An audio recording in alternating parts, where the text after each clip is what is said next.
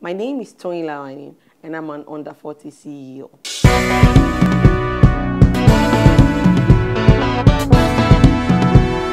The African Renaissance. The concept that the African people and nation shall overcome the current challenges confronting the continent and achieve cultural, scientific, and economic renewal is here, with young men and women taking the lead. Some call them the new school heroes. We call them under 40 CEOs. Toyin Lawani is a Nigerian fashion consultant, celebrity stylist, and designer. Often described as a serial entrepreneur, Toyin's business interests extend to hospitality, interior decoration, and skincare. Toyin attended St. John's College in Lagos, after which she bagged a bachelor's degree in English from the University of Lagos. She would later bag a diploma at the Los Angeles School of Fashion, Exodus Hair School in India, and Johnyim Fashion and Beauty Institute in Korea. Toyin Lawani is the CEO at Tiannahs Place Empire. All right, welcome to Under 40 CEOs, Toyin. Hey. Good to see you again after so long. I know, right, Mr. Fab. Wow. All right. I call him Mr. Fab. All right, let's get into this. So you attended the University of Lagos, where you Yes. bagged your bachelor's degree Yes. in English language, I believe. Yes. Tell me about those series of events in your childhood that led up to you studying English. Wow. To be very honest, when I wanted to go to university, I really wanted to study mass comm. Wow. And one reason or the other, I didn't get it, and I got English. I'm like, okay, why not? I have to go to school anyways. But when I started English, I started at English education, which I spent a year, 1998, and I had to go start all over again from year one to get into an English major. Wow. But it was really easy for me. And at the point in time, I realized, this is not my calling. This is not what I want to do. And I was mixing like skin ingredients for my mom. She used to do some herbal products in the house. So I picked up on it. People really used to ask me, what do you use on your skin? It's so nice. I'm like, you know what? I have to create a product out of this. So I started selling my skin products in school. Then I would cut up my clothes, put pins on them, be creative. I had a morgue back in the day. Oh, wow. Then people used to ask me, because I lived in London for a while, they used to ask me, wow, Tiannah, who makes your clothes? Sorry, Toyin, not Tiannah. Then my daughter is Tiannah. Who makes your clothes? I'm like, myself. I want it. I want it. They started giving me money. And I used to go to Yaba Market. There was this tailor that was so tacky. It wasn't that good, but I used to give it to him. I'll stay with him. He'll make it. I'll iron them. He'll make it look nice. The students will love them. I'm like, you know what? I have to take this serious. I believe in life. Like, everything you do, you have to get a degree for it. Even if it's hair, skin, I believe people take you more serious when they see that you have a certificate to show for it, that you know what you're doing. So I sent myself to Upper Benson Institute. My mom didn't know that. She was like, no, it's going to distract your education. You should focus on your studies, finish, then you can do whatever you want to do. I'm like, So I didn't tell her. So I enrolled. I was juggling University of Lagos with Upper Benson Institute. I was training on makeup, hair, skin. Then immediately I finished from Upper Benson, I opened up my spa along Akoka Road. I was 17 at the time. I got into uni like 16. So I started everything too fast, too quick. Then before I knew it, I moved to the islands, set up an 8-man business on the island at Oyinjola. At that time, it wasn't an empire like this one. You know, we all have to respect our humble beginnings. Of course. But I read something that got me curious. Your father had wanted you to study law at some point, and I think you would have made a fantastic lawyer. Why didn't you go with that option? Wow. If I'd known, I would have done it, because I love arguing.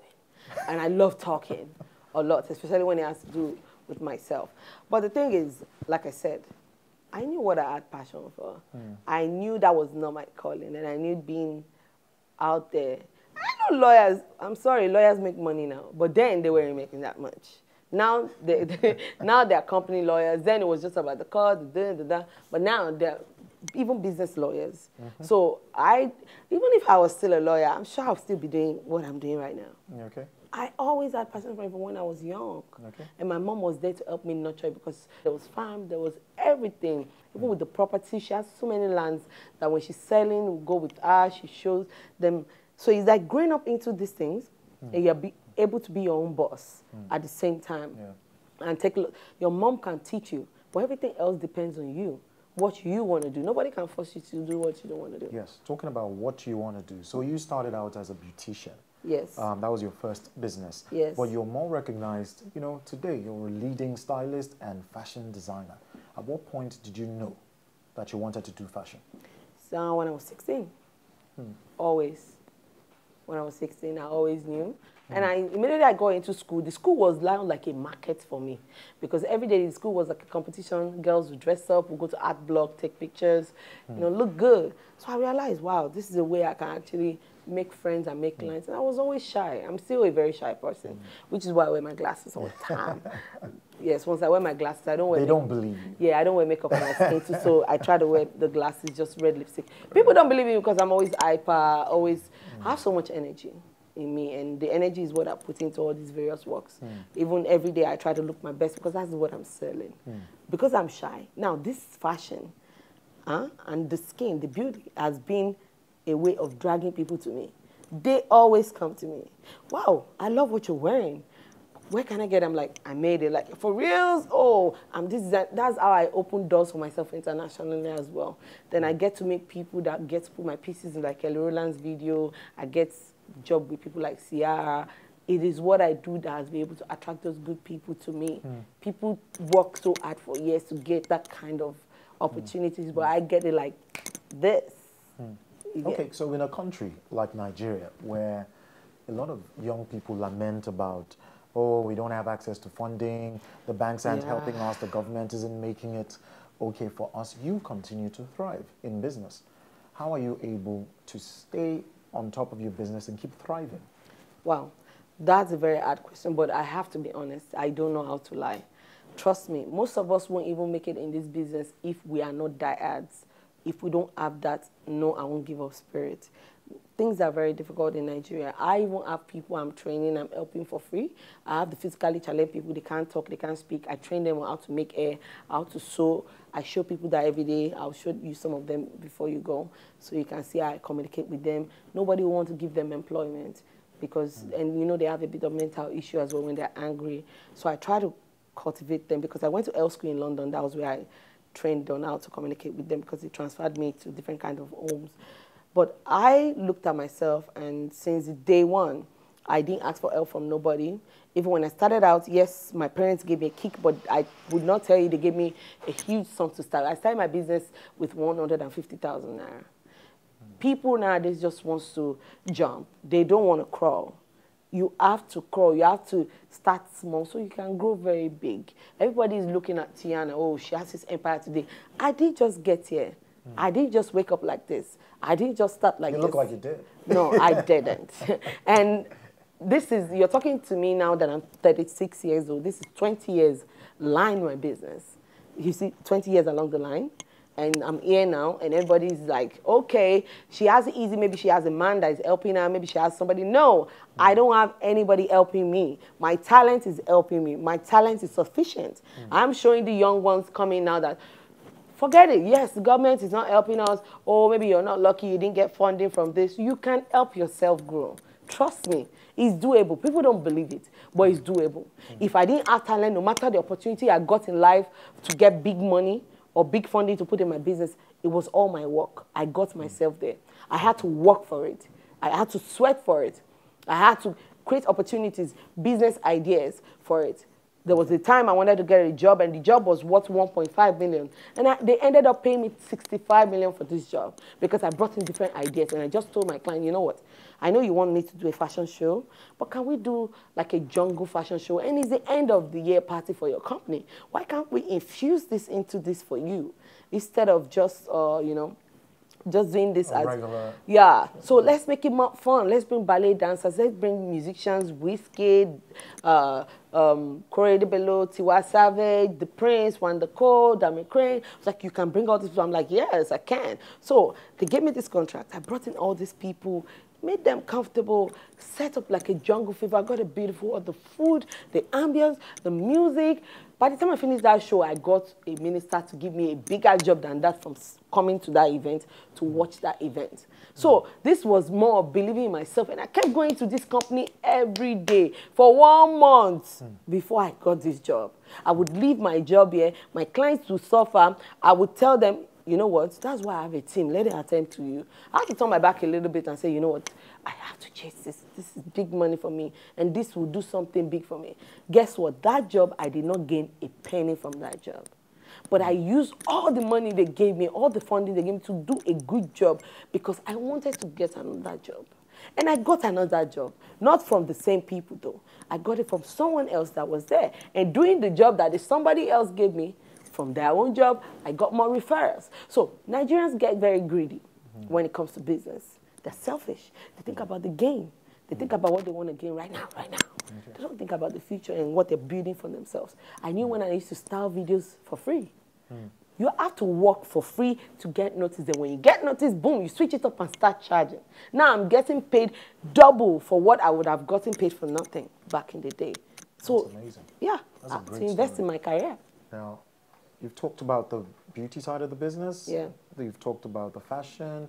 You've talked about the restaurant. Yes. Amala.com. Amala.com, which we don't sell only amala. You don't sell only amala. Tell me about those other businesses under the empire, the Tiannah empire. Okay, now we all know beauty, entertainment, fashion, they all work hand in hand. And what I've been able to do that has helped my business was I don't go too far from my business. If you enter Tiannah Space Empire, it's a one-stop shop.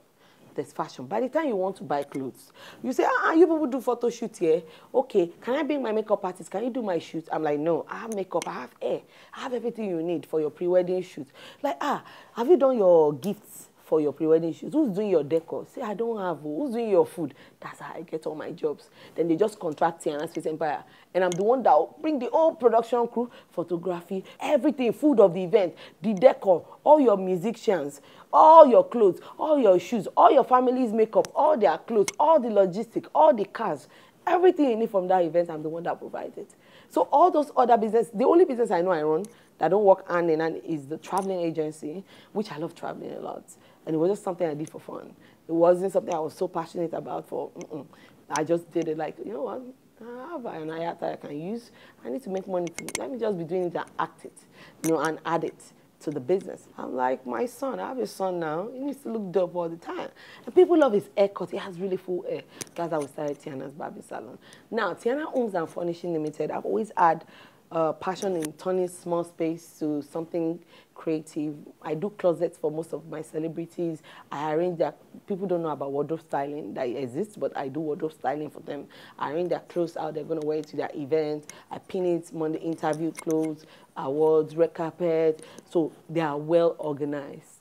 And yes, I get paid for it, but some of them, how I started, I still did it for free. Or I still had to use my own closet to push out myself to get all these jobs. So you see, it works hand in hand. And with the skin products, it's gone worldwide. People love my natural remedies, pregnant women, babies, which most people don't take care of their baby skin. I started that, and people have started patronizing me more on my skin products. And even for dark skin, I encourage people that people accuse me of bleaching my skin.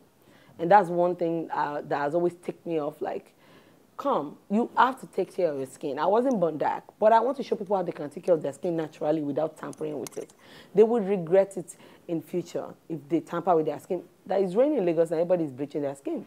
But I keep telling them my product is natural. So it's a product that is natural, it's herbal, and it works. So imagine whatever people say, and you use it, you're a dark person, and all you have to do is every day, you're just glowing. You're just glowing. And you can't see the difference, you're just glowing. Right, so tell me, what's the current organizational structure at Tiannah Empire? Wow. Now, I told you about how I lost a lot of money, and I had to take professionals, HRs, to help me put everything right because I realized I needed them.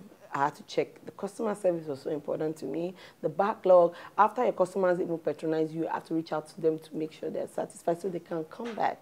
Right now, I have managers for each department. The fashion school has their own admin, the beauty salon, the spa, tattoo shop, everything has their own managers. Even the barbing salon. I make sure, no matter how small the business is, I make sure they have their own managers, then they report to the general manager, then the general manager reports to me. So now there's a system in place, and we have all our clients, their details, everything on our system now, that we just send an automatic message to them to check up on them. Even at their birthdays, people don't do that. You have to remember them, you know. Send a gift, send a dress, send something they like, or skin products, to show that you appreciate them. It brings them back. Right now, I'm so happy with the structure. It took me a long time to get it right, but you have to keep customer service as well.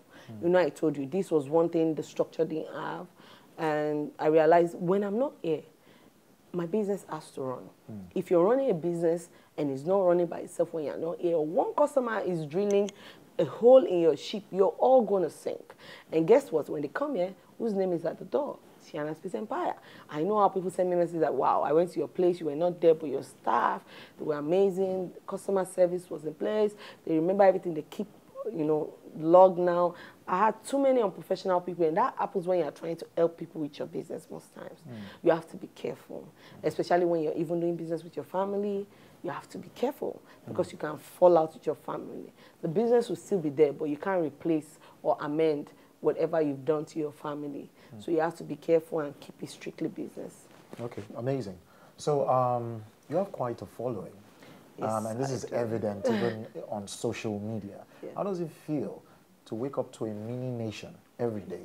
And how many of these are you able to convert to paying clients? See, I don't care about the followers, the numbers of the followers. I care about the followers, the people themselves that are following me. What I have to teach them, who am I empowering? The things that I'm impacting on the nation, it means so much to me that I don't even look at followers. You know why? Social media nowadays, they can make you, they can break you. You have to be careful. You don't know who is who. Out of all the followers, half of them are evil because half of them want to bring you down. But you just have to prove them wrong every day. And half of them are the honest ones, the good ones that you're inspiring, that just wants to push you or say something nice to you every day to keep pushing. At times, I want to give up. People send me DMs, and I'm like, one lady said she left her bank job because of me, and she just had to take that step after she watched my reality show, Tiannahs Empire, on Ebony Live TV, and say, wow, how's this lady doing all these things day in, day out? I can't believe there's a woman that is doing this, and she's showing us on a show because they are customers. Am I the ones that is doing the business for myself? No, they're customers, and I prove it to them every day. There are people, feedbacks, you know, testimonials from people using my skin or eating my food or wearing my clothes that say good things. I say the ones that will say bad things. You can never please the world. But when you let the followers get into your head like a number, you get lost. Because half of what you see on social media is not true. Judging from Toyin's study history, one will quickly realize that she is well-traveled, having studied not just in Lagos, but also in Los Angeles, India, and Korea. So tell me, how has travel and interacting with different cultures, you know, influenced your person and, you know, enhanced your business? If I wasn't traveling out of this country, trust me, by now I won't be this exposed, and I would not even have gone this far. Traveling, like, opened my eyes. People say a lot of horrible things about China, Hong Kong. They look at these people like they're whack, they produce cheap things. But the truth is, it's the Nigerians that are going there to buy cheap things. There are expensive things there. When you go there, I produce most of my factories, my furnitures from their factories there. And when I tell them, I don't want this wood, I want this wood, I stay in the factory, they do my furnitures, I put it in my container, I'm back.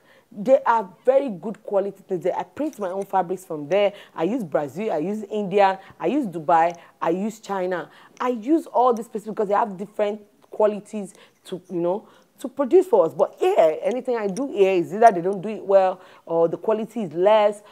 Even if it's high quality, you still have them give you a lot of stress. They won't do it like the way they're supposed to do it abroad. And like with the mass production, which, you know, we have to mass produce our pieces, maybe because of consistency, your hand is different from my own. But in the factory there, they have like machines that cut, that do all these things easily for you. You get it on time.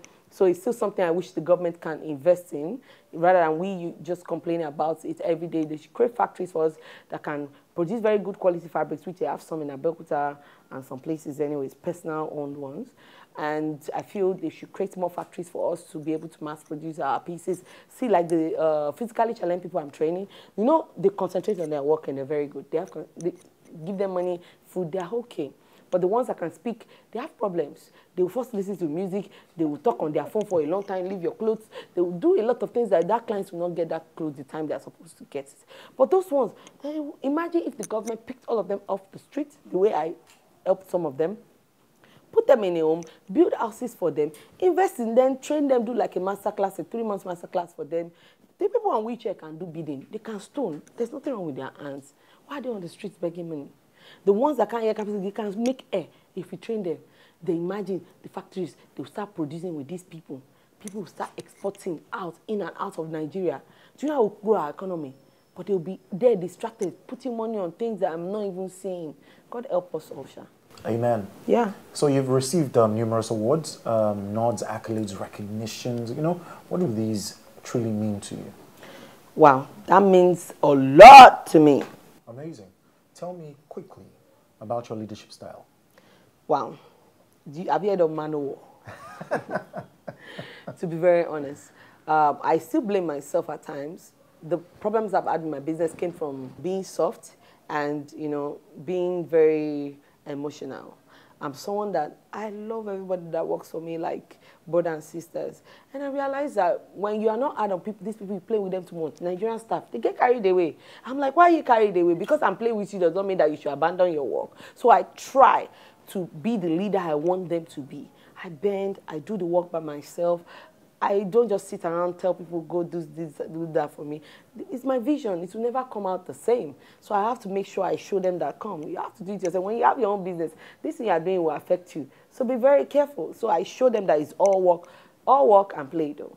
Okay. All work and play gets the work done. I hit with my staff when we're working, when they're doing night shifts. I work with them all night, stay up, you know, cook for them from the restaurant, we all eat, go back to work again. They have fun while I do because they've never seen me like that, so down to earth with them. All right. So what's the biggest letdown that you've experienced in your career so far? Woo! Wow! Plenty! I'll just choose the most favorite one.